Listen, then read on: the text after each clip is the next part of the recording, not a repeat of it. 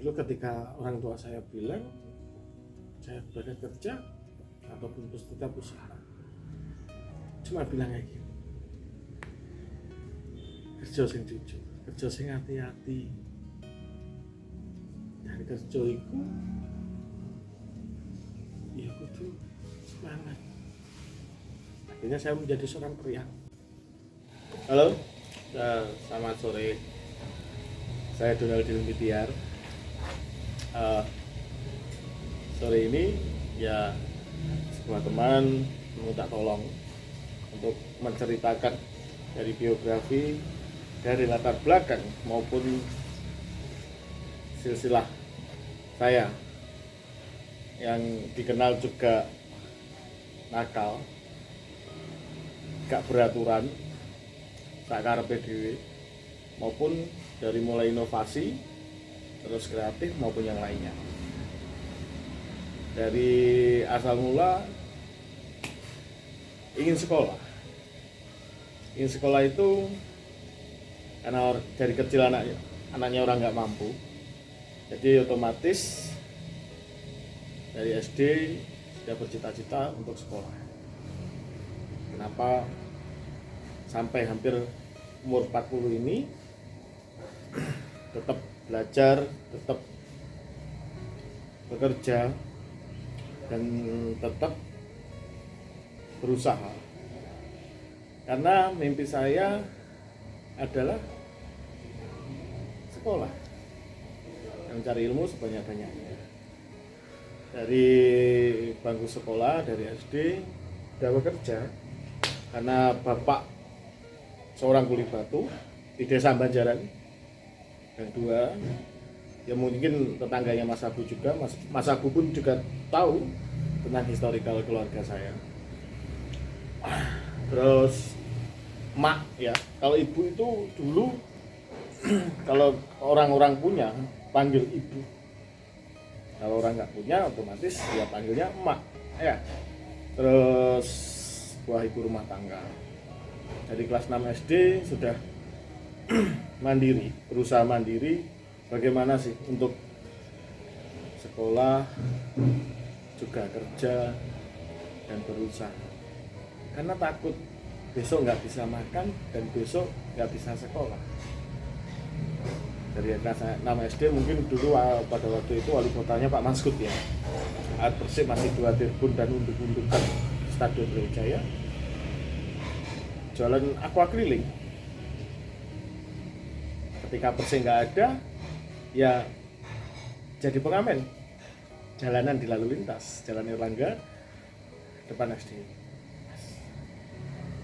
Mungkin mengurangi rasa kesombongan, maaf bila mana jika asalnya ada kata-kata yang tinggi, kata-kata yang ibarat kata pamer ataupun menjual kesedihan. Enggak. Ini hanya semata untuk bagaimana sih kisah dari Donald Dilumitiar itu, yang mungkin di Kediri kebanyakan judge-nya adalah gak beraturan, nakal, maupun yang lainnya. Kalau prestasi sih nggak ada. Itu prestasi karena yang prestasi itu kebanyakan yang menilai orang, bukan saya ucapkan. Kelas 6 SD, di SD-nya Adirjo 3, Adirjo itu jalan juga dan Erlangga, itu SD saya. Untuk bisa ke SMP itu bagaimana? Dengan susah payah jual koran, jadi pedagang asongan. Jadi pedagang asongan saat Persib ada. Kalau Persib nggak ada, ya jadi pengamen. Mimpi saya adalah SMP Negeri 1 Kediri. Ketika SMP 1 Kediri, di saat itu dananya ada, semuanya ada, tapi terkendala dengan yang namanya fasilitas belajar. Setelah belajar harus ada ini, harus ada ini. Sifat patah itulah yang membuat saya terus belajar. Saya harus mendidik SMA Negeri Kediri. Akhirnya saya mau nggak mau, karena di situ ada surat keterangan tidak mampu dan di situ pun danem sangat tinggi. Akhirnya ya udah, saya memutuskan, bapak saya memutuskan saat bapak masih sugeng, memutuskan untuk ST. ST itu yang dikenal hari ini adalah SMP 8. Bila mana nanti saya putus sekolah, saya sudah bisa bekerja. Akhirnya tempulah SMP 8 Kediri. Radius sekitar 10 kilo dari 15 kilo, 15 kilo dari rumah di Majalah Gang 2. Rumah sempit, masuk gang di ukuran 4x6. Tapi bangganya yaitu meskipun saya tidak berkecukupan dari materi, bapak saya tidak berkecukupan dari materi, tapi bapak saya mengajarkan bagaimana rasa tanggung jawab, bagaimana rasa bekerja keras, bagaimana hari esok harus makan apa. Akhirnya bercita-citalah untuk menembus SMA negeri di saat di SMP 8 Kediri. Jurusannya logam, mungkin bisa dicek ya ke validnya atau sebuah kepastiannya. Jurusan logam sama 3 tahun. Mungkin kalau sehabis logam itu saya bisa menjadi tukang las, kalau tidak meneruskan ke jenjang SMA, ataupun saya ke pabrik. Saat itu masih berpikiran masih bisa nggak untuk biayai sekolah ke jenjang SMA. Syukur alhamdulillah 3 tahun dengan jalan kaki di radius 15 kilo, alhamdulillah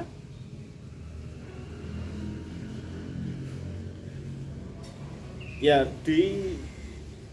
dijalani, disyukuri. Karena apa? Bisa sekolah. Nggak ada yang ibarat kata untuk menyesal anak nggak punya, kita malas, enggak. Karena cita-cita dari kecil, karena juga nggak TK, SD pun di saat itu pun juga sudah berumur 8 tahun, hampir 9 tahun. Kenapa? Sangat boros, sangat ya, karena tidak adanya biaya. Akhirnya dari SMP saya angsur, bapak saya kerja cukup untuk makan satu keluarga di 5 saudara yang alhamdulillah semuanya dibesarkan bapak dan emak saya. Lebihnya dari itu, untuk sekolah pun dibantu kakak saya ataupun saya kerja, karena dari kecil saya tidak pernah menyusahkan maupun memberatkan orang selama saya mampu. Jadi alhamdulillah setiap orang itu mempunyai masa berbeda-beda. Di kelas 6 SD di umur di saat itu 13, karena telat sekolah hampir 13, juga secara berkala dicicil. Habis pulang sekolah saya ngamen, saya pangasli, saya dibesarkan di jalan, saya dibesarkan panasnya terik, dan saya pun juga dibesarkan yang namanya harus bertahan hidup dan berpendidikan. Dari itu setiap hari selama 3 tahun berjalan kaki dari Banjaran sampai ke Jalan Penanggungan nomor 2. Saya masih ingat di saat teman-teman saya sepeda motor semua mungkin anak orang punya, tapi di situ nggak minder. Karena apa toh bunda? Buat saya sekolah dan bisa makan itu udah hal sangat luar biasa. Terus sampailah pada titik tingkat kelulusan Alhamdulillah di nilai tersebut bisa dicek di saat itu Pak Subandi ya, Pak sekolahnya danem pun juga besar karena ranking dari mulai SD, alhamdulillah, maaf, dari mulai SD SMP pun ranking. Nah, cita-citanya nggak luntur, cita-citanya adalah sekolah sampai danem pun di angka atas rata-rata. Di situ saya berkeinginan menjadi seorang pegawai negeri. Saya harus menempuh 2 SMA favorit saat itu, antara 1 atau 2. Karena cita-cita saya nggak jadi seorang yang mempunyai CV Cokolata Group, yang mempunyai cabang sekitar 5, yang beda-beda brandnya juga. Akhirnya radiusnya terlalu jauh dan fasilitas yang dituntut untuk masuk di sekolah yang saya inginkan itu tidak memungkinkan untuk orang tua saya. Apakah nggak ada bina prestasi? Ada. Di saat itu hanyalah buku dan tas bina prestasi itu. Ya, beasiswa itu hanyalah sebuah SPP kalau nggak salah. Dan di situ pun harus mandiri. Akhirnya carilah sekolah favorit di Timur Sungai. Di Timur Sungai sekolah favorit tentunya ada, ya semua favorit di Kediri itu semua favorit. Semua favorit di SMA 3 Kediri. Saat itu Pak Wakil Ansori, Pak sekolahnya, bisa dicek kenakalan saya, bisa dicek kembelisan saya nggak ada prestasi saya itu ya yang diucapkan orang bukan percayanya. Alhamdulillah ya SMA 3 sudah punya sepeda dari Ngamen, beli maupun bantu orang. Di situ kehidupan dimulai. Kehidupan yang dimana orang yang bilang adalah hampir putus sekolah, iya. Akhirnya negosiasi dengan kepala sekolah saat itu sangat jasa buat saya. Saya dibebaskan biaya pungutan apapun selama 3 tahun dan tanpa ada sepeser pun uang iuran ataupun uang buku dan lain-lain. Ketika saya kepergok bolos, saya ditanyain seorang Pak Wakil Ansori dulu, kepala dinas pendidikan. Alhamdulillah orang baik.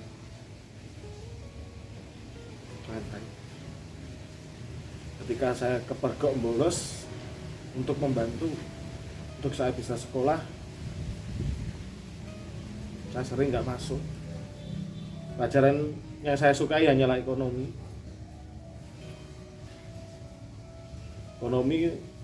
sama PPKN.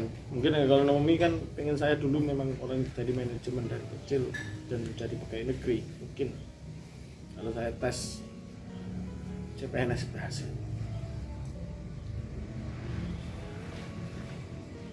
Tapi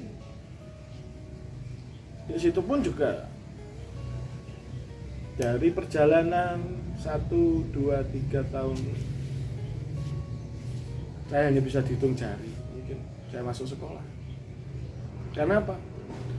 Ketika bapak udah nggak ada, saya harus menghidupi seorang ibu, emak. Saya memilih untuk apa? Bekerja. Untuk balancingnya, ya 3 hari saya bolos, 3 hari saya kerja. Ataupun dibalik, bila mana ada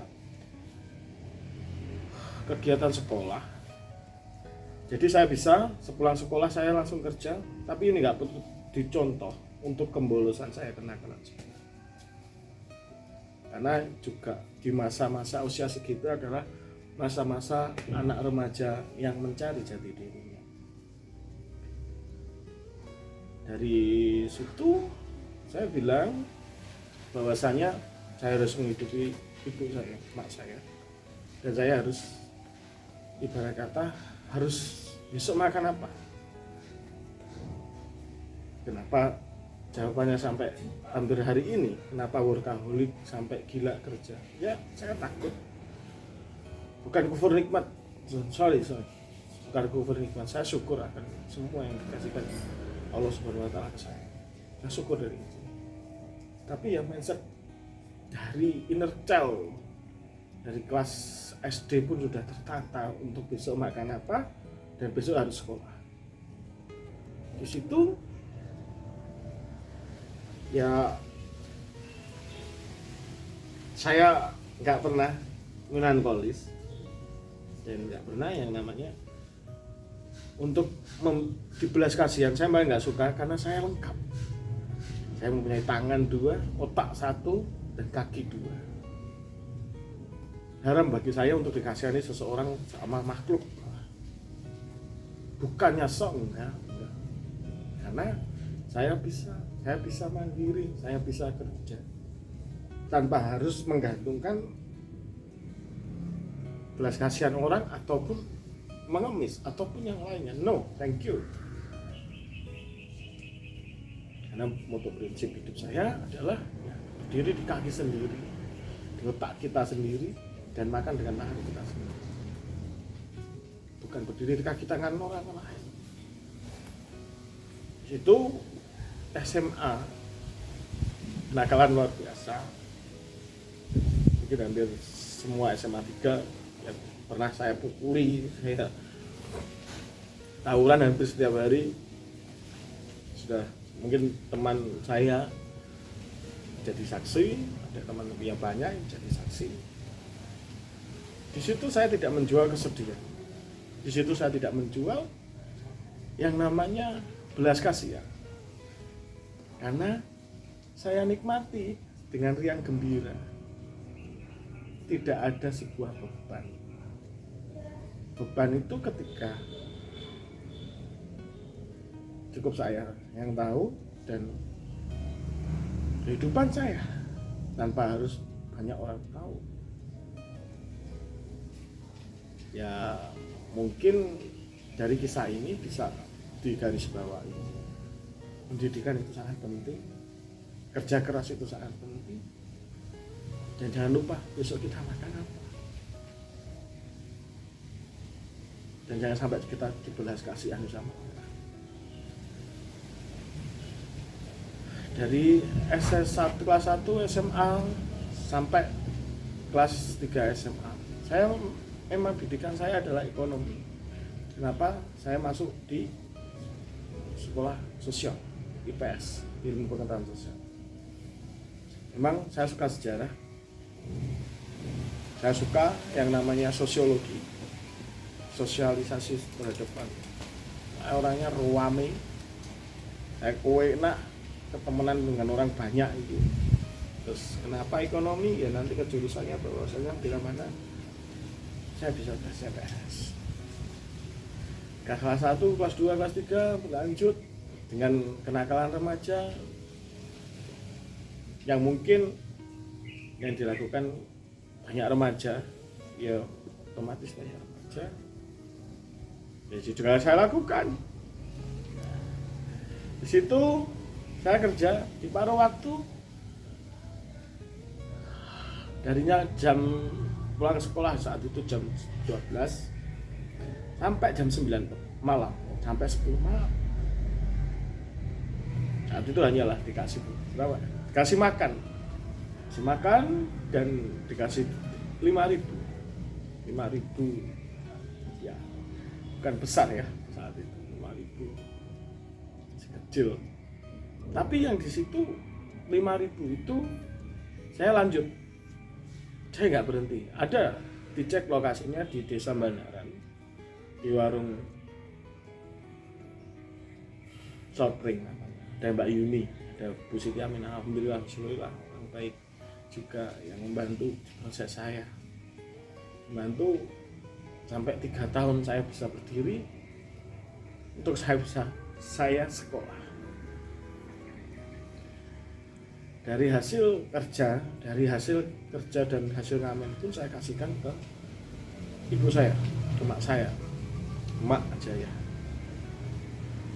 Untuk apa sih? Untuk besok makan, untuk besok 5.000 mungkin nggak cukup. Apakah kakak-kakak saya tidak membantu? Bagaimana membantu? Kebanyakan di Surabaya semua dan sudah memiliki keluarga semua. Tidaklah, selama saya bisa, saya tidak akan merepotkan orang. Ketika sepulang sekolah saya kerja, habis bekerja di warung situ, saya sampai setiap ada orang kaya yang naik mobil, sisanya pasti saya makan. Saya berdoa sama Tuhan, ya Allah ya Rabb, jadikanlah hamba esok menjadi sebuah kelayaan ekonomi ataupun yang berkecukupan. Saya ajak bicara, saya tanyain pengalamannya, saya bicara banyak dengan kenal orang. Dengan sisa makan itu, karena saya jadi tukang cuci piring, jadikan saya untuk bertemu dengan mereka ya sangat banyak. Itu banyak mobil-mobil, saat itu warung paling ramai sendiri, sales semua di situ. Di situ saya lakukan nggak pernah ada satupun kesedihan. Di situ nggak ada satupun yang saya jalani dengan pasrah, agar orang tua saya tetap makan, karena biaya sekolah itu sudah ditanggung oleh kepala sekolah. Karena apa?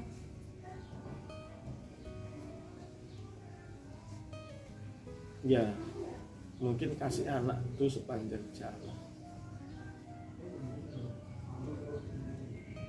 dan kasih orang tua sepanjang masa. Yang menjadikan saya seperti ini bukan juga karena saya hebat. Yang menjadikan seperti ini bukan saya juga saya superior di bidang saya. Ketika jadi seperti ini, doa-doanya terutama ibu saya, mak saya, Mak Sunati dari Galuhan Kandat ya, dari Kandat. Bapak saya belajar. Dari situ saya nggak pernah istilahnya pengen putus sekolah. Mimpi saya seorang CPNS, saya pegawai negeri gitu saya. Dimana jam 7 saya berangkat, jam 4 saya pulang. Dan saya baca Quran, jeram-jeram, hidup layak, subhanallah. Tapi di sisa waktu kelulusan, meskipun ada kans untuk bisa kuliah, saat itu ada universitas yang mungkin ya saya sebutkan, ada tes, dan itu pun tes di saat itu saya ikut. Mungkin Pak Wakil yang saksi, dan itu pun diterima untuk tes selanjutnya. Ijazah saya masih di SMA 3, dan semua guru pun tahu yang saya ambil buat arsip. Kalau pernah punya siswa namanya Donald Dilmitian. Nama asli saya bukan Donald Dilmitian. Nama pemberian bapak saya sangat bagus, luar biasa, subhanallah. Nama asli saya Kutus Setiawan. Mungkin kalau BE Sampurna orang-orang perpajakan yang lain juga pernah sudah tahu nama asli saya, tapi halayak ramai memang nggak tahu. Dari tes tersebut ditanyailah seorang kepala sekolah yang sangat caring di saat itu, memang bisa dicek faktanya di teman-teman saya ataupun di bawah saya angkatannya. Gak pengen kuliah.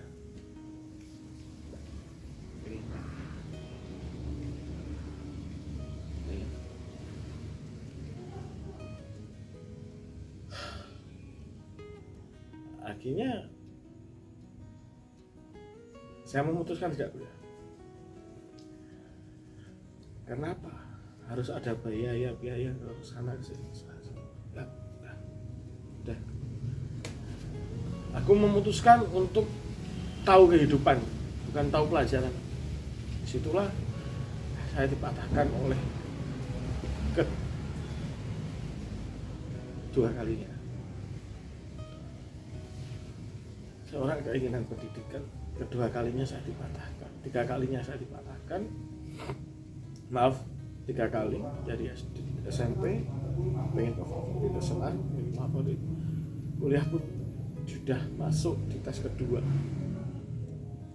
Saya menentukan tidak. Ada positif ulfa, tahu semua mungkin SMA 3. Bu, ya saya minta legalisir. Jadi itu memang belum ada kelulusan. Saya ingin meluluskan diri sendiri, karena range waktunya 2 bulan antara kelulusan untuk menunggu jam kosong yang lain. Belum bisa keluar saat itu, tapi alhamdulillah ada file-file lama saya masih yang diarsipkan di sekolah. Akhirnya bila mana nanti terus keluar aku tak legalisir ya Bu ya. Loh, nah tanya si Bu Ulfa ini mau kemana? Saya sodorkan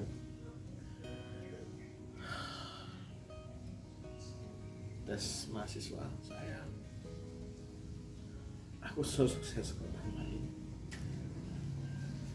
Akhirnya dari bentuk frustasi, keinginan menjadi seorang PNS, menjadi seorang PNS pegawai negeri sipil atau kantoran.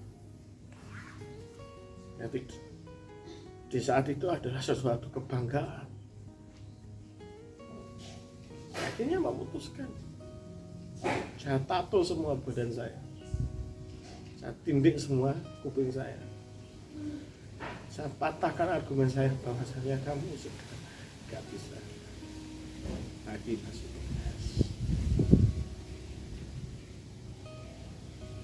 Akhirnya ya di saat itu kenakalan remaja. Ada salah satu klub baru diskotik di Kediri dan di sini masih ada sampai hari ini di Jalan Pati Yunus. Saya nggak mau sebutkan ya, Yus Metropolis. Kita datang dengan polosnya 2010 saya ingin melamar pekerjaan Pak, jadi tukang sabu. Saya jadi tukang sabunya diskotik, jadi orang muntah-muntah, orang apa saya tidak pernah sebutkan, ngepel, bersihin toilet, sampai orang muntah gak karu-karu saya sudah pernah. Karena saya dari kecil sudah terdidik untuk hidup itu harus keras. Hidup itu tidak ada yang namanya atau hidup atau tidak. Kalau hidup ya bermanfaat, kalau enggak ya gak usah sama sekali. Dari situ saya menjadi seorang office boy. Ini service ya, mungkin orang-orang Kediri kebanyakan masih tahu semuanya. Dan alhamdulillah dengan lika-liku cuma 1 bulan saya ditantang sama manajernya Pak Ari Acong Subli orang Palembang, Niko Valentino Amufti dari Cirebon, Niko Valentino dari Surabaya. Saya ditantang saat itu karena saya kerja dari mulai jam 10 pagi, Pak saya kasihkan saya lembur, saya kasihkan saya 16 jam kerja, saya tembus semuanya 16 jam kerja. Karena apa? Saya ingin yang namanya punya sepeda motor. Dari situlah kaki saya ada. Dari situlah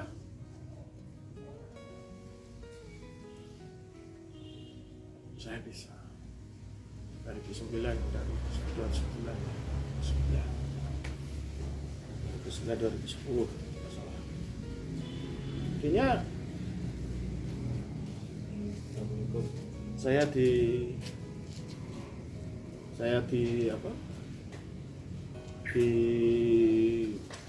ditaruh menjadi captain atau waiter di saat itu. Wah, syukur alhamdulillah karena saya ditantang, saya harus menggolkan ataupun harus sesuai target botol. Saya harus jual miras, kalau nggak salah itu 1 bulan hampir 100 botol miras.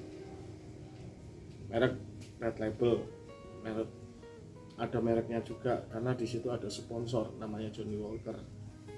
Itu meliputi Green Label, Black Label, sama Black Label. Di situ akhirnya saya menjadi seorang waiter. Saya ditantang kalau bila mana saya bisa golkan, saya akan diangkat menjadi captain ataupun supervisor. Tuhan menjawab. Saya nakal pun juga karena ridhoni Gusti Allah. Lek Gusti Allah gak ridho, aku gak mungkin nakal. Dari situ akhirnya saya jadi supervisor. Saya tembus target dan saya setiap hari mabuk. Dari SMA pun saya sudah mabuk. Karena dibesarkan di jalan itu cukup keras. Dibesarkan menurut jalan kan bukan usianya, tapi dibesarkan, sangat dibesarkan. Saya bukan juga seorang ahli agama ataupun yang lain, enggak. Saya konsisten kok kalau nakal. Sekali orang judge nakal ya nakal lah terus. Kali orang judge baik ya saya akan baik sebenarnya. Tinggal sudut pandang perspektif masing-masing orang. Tapi di sila saat itu memang akhirnya jadi kapten cukup besar. Dengan target segitu besarnya, dengan dianakkan masnya dari Kediri oleh Pak Hari Acong dari Palembang, guru saya dari diagonal manajemen. Akhirnya lambat laun ya dari mulai free sex, dari mulai narkoba, dari mulai miras maupun dari mulai perjudian. Jadi wanita, miras, narkoba, judi sudah binasa. Bukan mateni orang, tukaran dua orang lah, jadi malimah. Akhirnya yang nggak nyuri lah, anti. Karena di situ akhirnya cemerlang, omset tembus, semua tembus, relasi banyak. Buat saya di sana ada sebuah pembelajaran. Akhirnya dilirik lah hotel-hotel besar Surabaya. Cukup menyenangkan, cukup ya mungkin dari seorang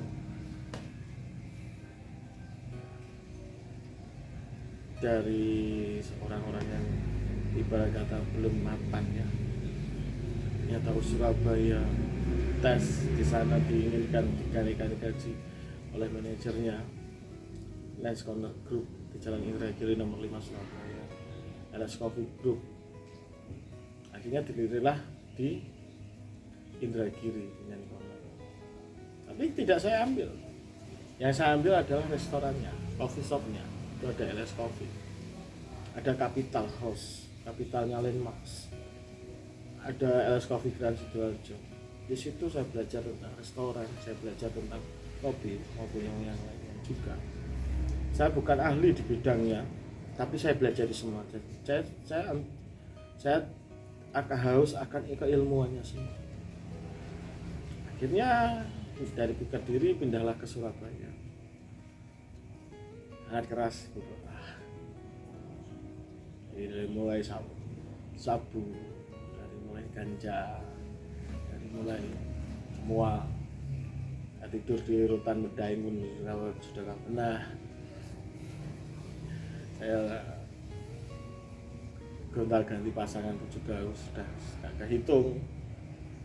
Ternyata ini loh dunia, ternyata inilah kota besar. Bila mana seorang yang benar-benar kaget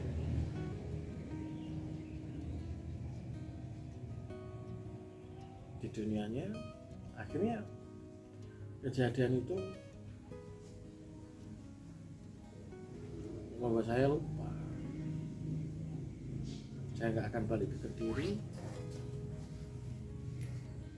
dan saya berjanji nggak akan balik ke Kediri.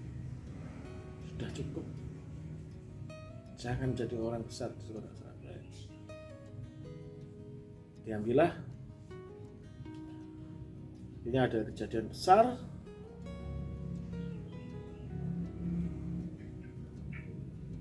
Saya kecelakaan. Dari mulai sudah di Medaeng cukup sebentar karena ekstasi. Saya bukan orang benar, saya bukan contoh orang baik, tapi ingin baik, ingin belajar. Di situ aku tahu bagaimana kerasnya dunia, bagaimana kerasnya sebuah realita kehidupan yang mengharuskan saya harus mencoba. Akhirnya ditinggallah kecelakaan itu. Akhirnya saya gagal otak. Apa yang saya dapatkan di waktu itu ya diambil semua sama Allah Subhanahu wa Ta'ala. Kecelakaan, saya gagal otak, tangan saya patah dan saya harus pulang ke Kediri. Saya koma hampir 2 minggu. Mobil kejual yang saya dapatin di dunia malam, motor yang lainnya juga dijual. Sekebat itu, saya cari pun setengah mati, tapi sekebat itu untuk operasi saya. Ini contohnya, ini hampir pecah semua tulang. Karena di saat itu dan cukup menyenangkan, itu masih ada alat bakaran sabu di jok saya. Jadi pun harus disita di Polda. Alhamdulillah saya pulang, saya gagal otak, itulah jantung. Nikmat Allah yang saya tiada tara untuk menegur saya. Setelah saya recovery, saya bangun Cokolata dari 2014. Ketika Cokolata hanyalah dipinjami sebuah tempat, di situ ada Mas Saiful ya, Banyuwangi. Di saat itu saya belum punya apa-apa.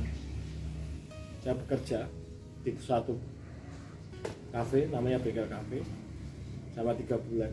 Saya harus cari modal untuk bisa buat sendiri. Saya tertegun, saya melihat saat itu lapar, saya melihat kata 24 jam di rumah sakit Baptis. Mungkin ya moga-moga salah, kalau salah dikoreksi, kalau benar jangan. Ya 24 jam pertama kafe di Kediri. Yang belum ada adalah yang unik, semua jualan kopi, saya pengen jualan coklat. Bila mana nanti saya punya anak, legacy saya akan saya kasihkan. Ternyata saya ditinggal orang yang paling saya orang yang buat saya seperti ini. Doanya yang dinijabai Gusti Allah di hari ini. Dulu ketika orang tua saya bilang saya berangkat kerja ataupun terus tetap usaha, cuma bilang kayak gini, kerja sing jujur, kerja sing hati-hati, dan kerja iku ya kudu semangat. Akhirnya saya menjadi seorang pria, saya menjadi sebuah orang sih nggak pernah mempunyai, alhamdulillah saya nggak pernah rasa keinginan tinggi dari sekarang. Apa yang dikasihkan Tuhan ya saya nikmati gitu. Aduh, saya di bangunnya Cokolata berapa bulan orang tua saya meninggal, dan orang tua saya yang saya sayangi wanita.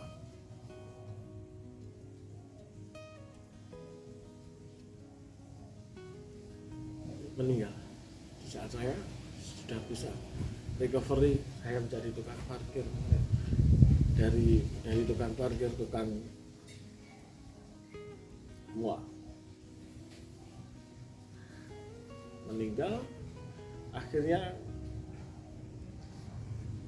saya kehilangan anak karena sudah nggak ada lagi yang saya carikan. Ketika saya kerja di Surabaya, alhamdulillah ekonomi membaik semua, saya bisa bangunin rumah meskipun 4x6 itu dari lantai biasa jadi lantai lemah tanah, saya jadi keramik semua, bangun alhamdulillah layak lah dibandingkan sebelumnya. Semua saya kasihkan pada orang tua saya. Tentunya ya enggak, sebagiannya juga saya buat nakal, jar. Tapi di saat saya ditanya, saya kehilangan arah, karena orang yang paling mungkin kalau putus cinta, putus semua udah biasa aja. Tapi kalau kehilangan seorang sih, saya sayang ya. Dan itu bersamaan dengan saya bisa berdikari sendiri. Tidak mudah, saya kehilangan semuanya, kehilangan orang tua saya harus mengget Cokolata seperti mimpi saya untuk bisa membantu orang banyak. Mimpi saya bukan kaya, mimpi saya bukan menjadi orang terpandang. Mimpi saya dari saya makan anak cukup dan semoga bisa membantu orang banyak. Saat Cokolata saya cukup dan membantu. Mungkin skala di Kediri Cokolata paling jelek sendiri. Di saat itu hanya beberapa kafe, pionir 24 jam. Karena teman-teman saya masih banyak di Kediri, otomatis saya undangi semua. Akhirnya belum banyak kafe di Kediri. Di saat itu mungkin nggak ada 10, 5 pun ada 5 lah. Saat itu kita menjadi pendatang baru yang tidak diperhitungkan. Kita menjadi pendatang baru yang tidak dipikirkan. Makanya dari sampai ke 10 tahun Cokolata 2024 ini, ya saya nggak ada yang namanya ibarat kata untuk satu persaingan, kedua yang lain-lain, enggak. Saya menuju rel saya sendiri, saya kerjakan dengan rel saya sendiri, dan saya dengan passion saya sendiri tanpa menoleh kanan menoleh kiri. Ini saya dengan segala kekurangan. Ya, alhamdulillah sampai di tahun ini ada sekitar 5 cabang, meskipun beda-beda namanya juga. Itu dari mana? Itu dari uang saya pribadi. Mungkin di 1-2 tahun pertama, saking malunya saya hanyalah pengelola. 1 tahun pertama saya mengaku dengan halayak ramai, saya hanyalah pengelola. Tapi di tahun kedua, saya memberanikan diri Takutnya apa? Dengan kafe apa adanya dan teman mencari market di situ bukan hal mudah di saat itu. Akhirnya yang satu yang lainnya, biar orang teman saya pun profesional, ya harus memanipulatif agar bukan saya. Karena ya juga di pajak pun nama saya asli, di pajak resto pun nama saya asli, di dinas perizinan pun nama saya asli. Tidak ada investor, tidak ada yang namanya hanyalah kerjasama pun juga sharing profit 20%. Saya hanya ibarat kata di gambling sebegitu gedenya, saya bismillah. Tapi di situ memang di satu tahun pertama memang kita memang bukan siapa-siapa. Sampai hari ini pun kita bukan siapa-siapa. Biarlah, karena apa? Filosofi dagang saya adalah biarlah tumbuh secara natural mungkin, tanpa adanya persaingan, tanpa adanya yang namanya gengsi, prestis maupun yang lain, karena itu hanyalah pujian semata sama manusia. Nah, titik klimaks saya adalah ketika saya bisa membuat keindahan. Titik klimaks saya adalah menelurkan sebuah mahakarya. Mungkin banyak kafe yang saya gambar, kalau tabang milik kita sendiri ada 5 sekarang Cokolata. Kalau yang kita gambar hampir 20. Bisa dicek Instagram saya atau dicek di Kediri, semua ada di Kediri semuanya. Mapare, Nganjuk ada. Di saat ini yang bisa diambil di Cokolata hampir 10 tahun ini adalah bagaimana investasi terbaik adalah kepada diri kita sendiri. Investasi terbaik adalah kegagalan. Investasi terbaik adalah ilmu. Dan investasi terbaik adalah relasi.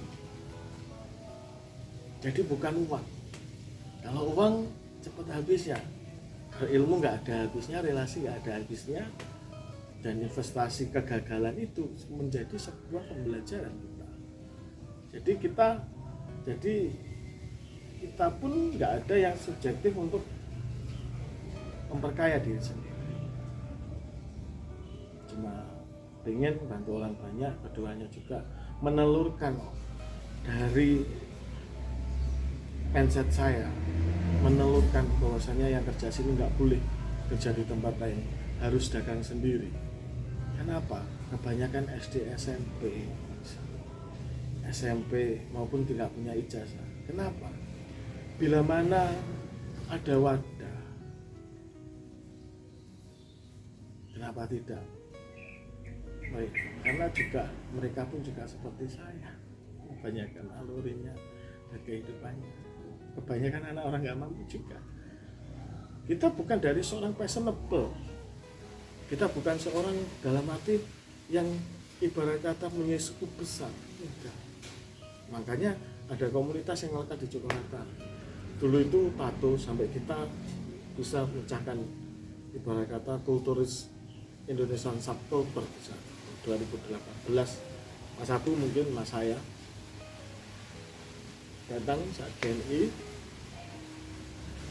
Jadi ketika kita ulang tahun sampai di karya-karya yang selanjutnya, cabang-cabang kita bukan 5 langsung sukses, enggak. Ada 7 cabang kita trial dengan kegagalan. Disitulah kita belajar. Untuk titik baliknya, bagaimana 10 tahun untuk rekam jejaknya Cokolata. Apa yang diperoleh? 1, link. 2, relasi. 3, ilmu. 4, map potensial. 5, inovasi terbaru. Jadi kalau uang itu, kalau kita sudah punya ilmunya semua dan link dan maupun relasi, uang itu bisa ngejar. Jadi yang dikejar jangan di 10 tahun itu uangnya, tapi relasinya, kegagalannya, ilmunya, link ataupun inovasi terbaru. Untuk 10 tahun untuk Cokolata pun kita sudah mengalami